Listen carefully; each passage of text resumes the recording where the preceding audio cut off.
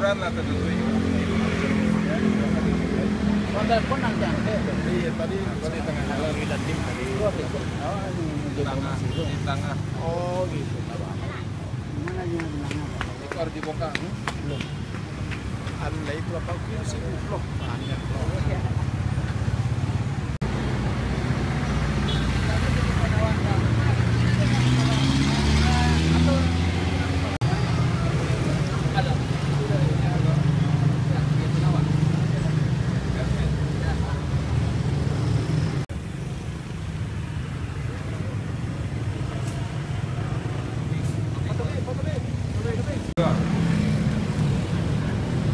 Itu LPM lah.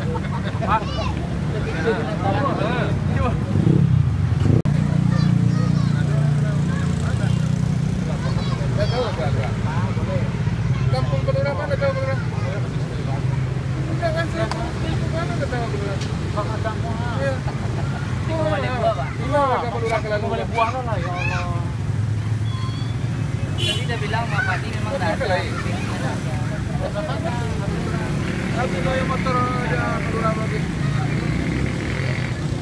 Tidak boleh orang aja dah tahu dia tak buang aja. Ini ada Pelura. Ini harus dibongkar ini Pak. Perintahkan ini harus dibongkar. Berapa titik semuanya dibongkar semuanya. Dikasih waktu 2 hari ini. Segera Pak Kadis Surati. Ya, segera buat pengertian. Dikasih dia waktu 3 hari lah untuk membongkar. Nah kemudian saluran ini rapikannya lagi. Ini pasti udah tutup bawah nih. Tutup ya, timunnya nih. Ya, berarti kita ada yang perbaiki. Ya. Pak siapa? Suruhnya mati yang keranyo. Matikan kerja. Ya, dan kemudian dalam 3 hari dibongkar dan kemudian cari dia. Ya. Kenapa? Karena ini adalah jalur warga yang umum. Ya. Kita justru mau merapikan itu semuanya. Dan kemudian saluran ya. Dari waktu itu nanya lain yang ini harus dibongkar. Ya, jadi ini mereka ada tahu aturan ini. Ya, dan melanggar aturan. Melanggar kepentingan orang banyak.